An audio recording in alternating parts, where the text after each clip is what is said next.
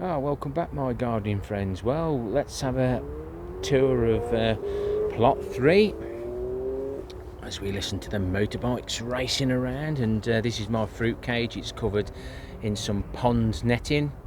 It stops the bulk of the birds getting through. And what a bountiful harvest I've had of red currants, black currants and gooseberries. The summer fruit in there looks gone straight through the top of the cage again. We've taken all the white currants. The smell of decaying fruit on the floor is overpowering, and that's the mice. There's a few gooseberries left, but the bulk have been made into jam. I think I've got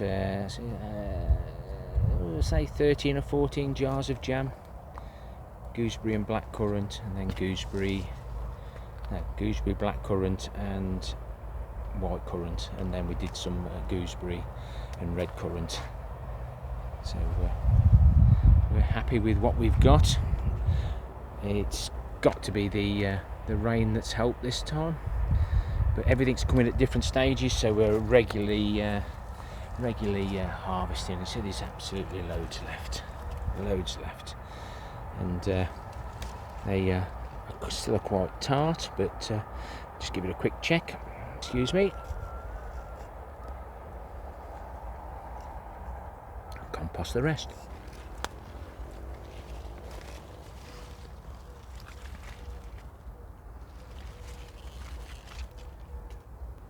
This structure, when I built it,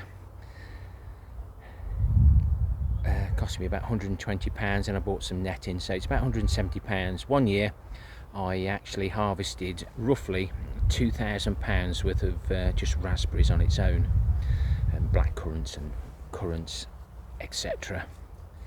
So yes, well worth spending the time. And the square metal plates, they were all skip pines that we put these posts in. So 8 years.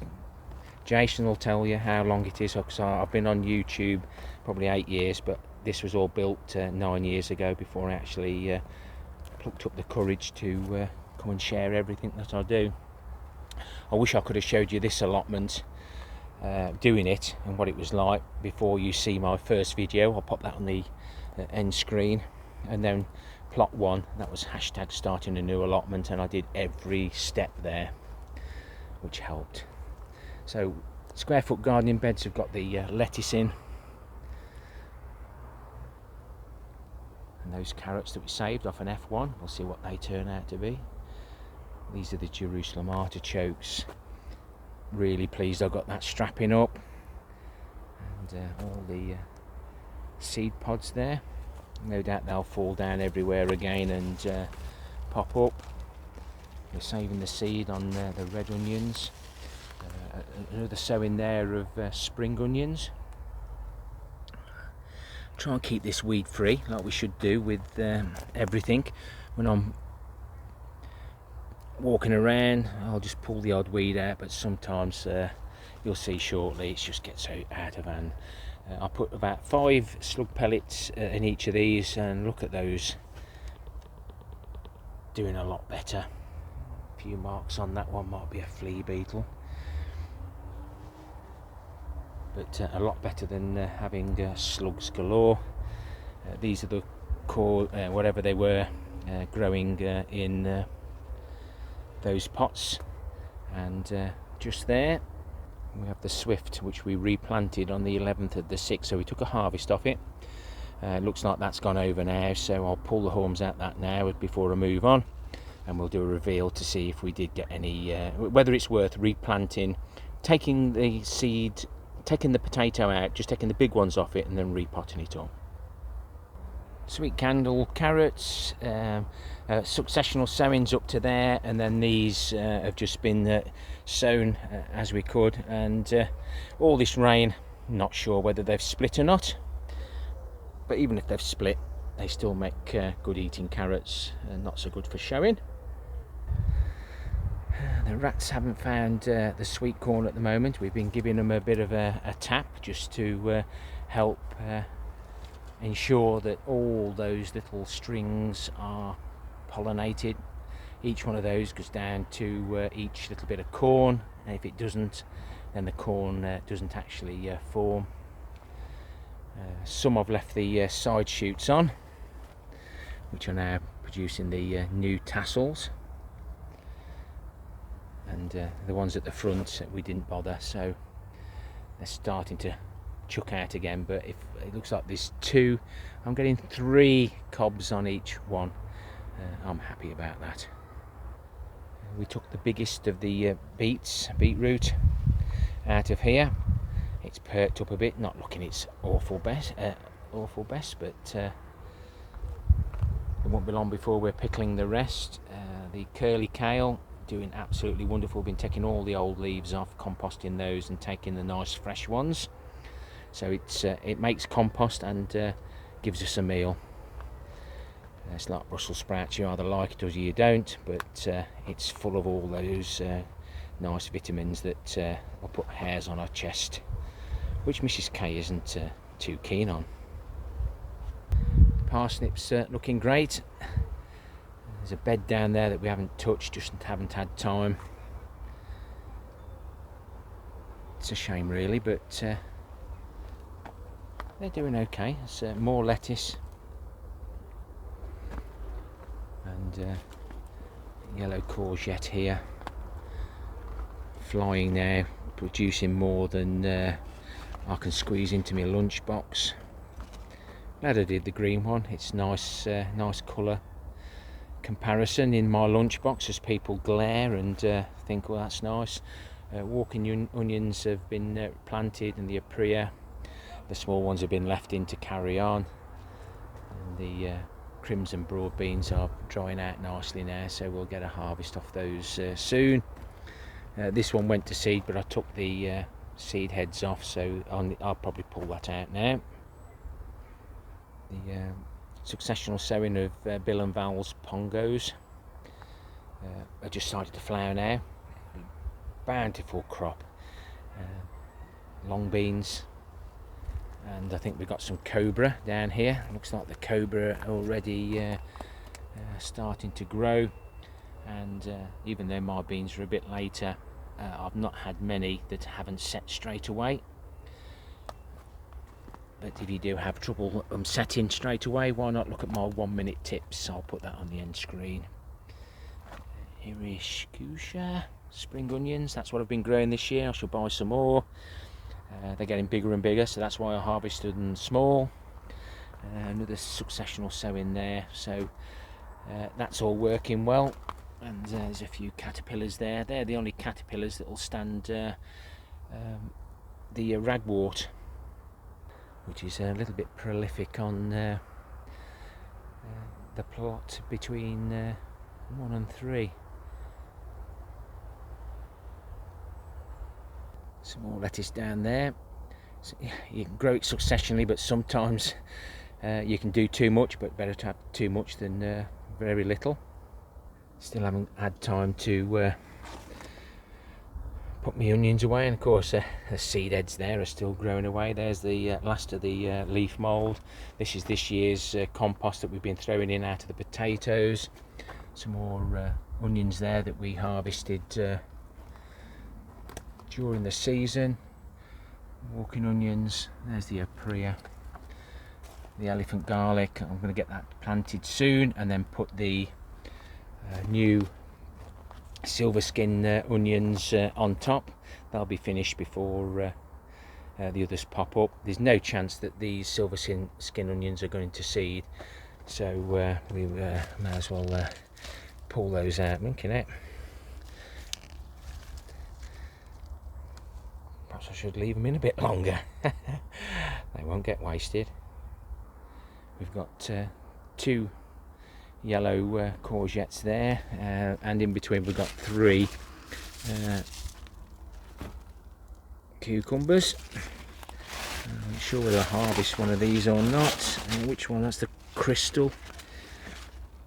And oh, hang on, here we go. Here's another one. Look, sticking out there like a, well, you know, but well worth putting your spares into the beds. Here's the gourmet shallots that we bought. There's 36 sets for £1, 3 packets. These grew better than the others, so looking forward to them. Here's all my potatoes all stored away now. Some nice carrots with a few weeds in. I've been pulling these carrots out on a regular basis. I think I've planted enough.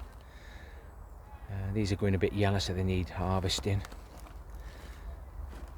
The mini tomato, got lots of fruit on there now, and hopefully they'll dangle down out of that old street lamp.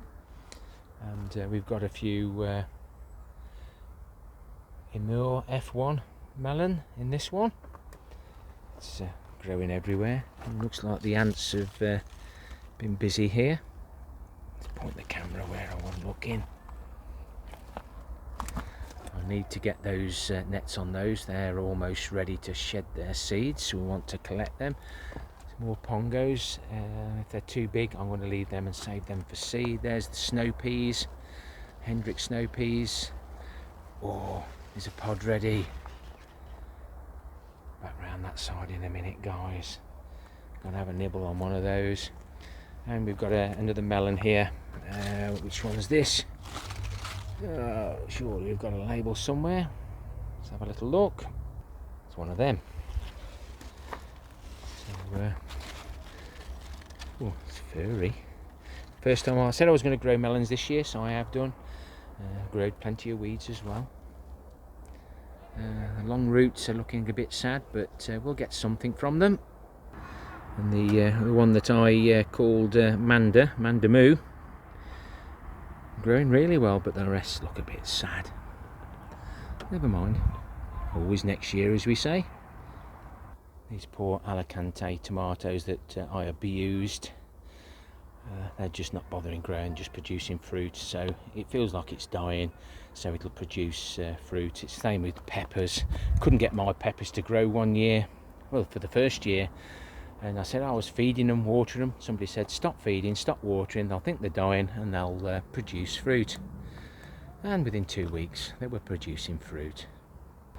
Here are the seed pods from the radish. Flying ants crawling all over me. You best watch out, mister, or else you'll be eaten. Excuse me. Really nice peppery taste, and you know, once you get the taste, you've just got to keep eating. Ideal for the lunchbox and ideal for saving for seed. This is doing a lot better here as he finishes the second one off. One of the sunflowers is not doing so well on the right. Those high winds just broke it off at the bottom a little bit. Left it on, see what happens, but as I lift you high into the sky, hopefully oh, there we go. I do love the teddy bear Sun King sunflowers. Lovely. So as we move into the polytunnel, we've got two of Bill and Val's Minnesota melons. They're coming along nicely. Not sure how many to leave on. Bill and Val did say that we could just let them go. The chard hasn't done so well, nor the lettuce in the polytunnel. So have a rethink for next year, but all the tomatoes are coming on really well. Cucumbers are in abundance, looking really healthy. And the Marbon tomatoes from Jason and Colleen, they're coming on nicely. Right, ugly thing that is, Jason. So we're back to the Kairobi, and Jason's little growth. He's getting more and more, so hopefully 6 or 7 weeks time Jason will have something very impressive growing. And here's Colleen, and that is a regular mug Colleen, not a miniature cup.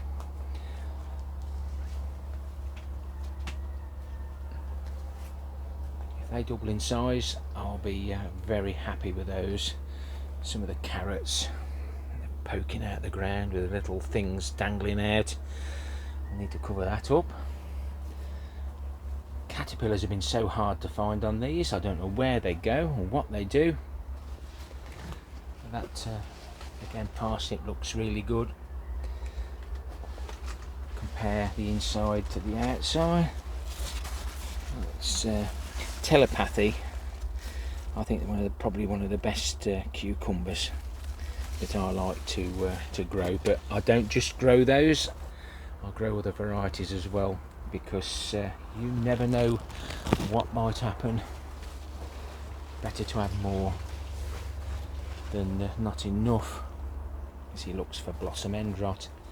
That plant on the end's just looking a little bit as if it needs a little feed. Perhaps some salts or something, or just some proper food. He's probably fed up of having comfrey splattered over him every Sunday evening. I think that's a wasp has just caught, oh, I can't even see where I'm looking, a flying ant. I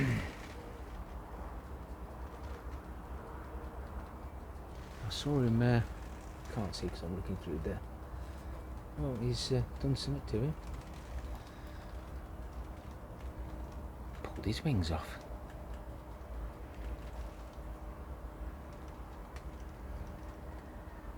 Ain't nature wonderful until they sting you? Focusing on the positives and not the negatives, the successes and not the failures, is the only way you can garden without feeling sad. Like I say, if you grow more of one than the other, then hopefully you'll get something really special. Don't forget the secret raffle, that'll be on the end screen with a few other bits, and please have a look for those secret codes and grab your raffle ticket before the end of the month. Thumbs up, thumbs down for the interaction. Please leave me a comment on whatever you want. Join in with the comments, thumbs up the comments, and why not consider subscribing. Happy gardening to you all. Till next time, my friends. Ta-ra for now.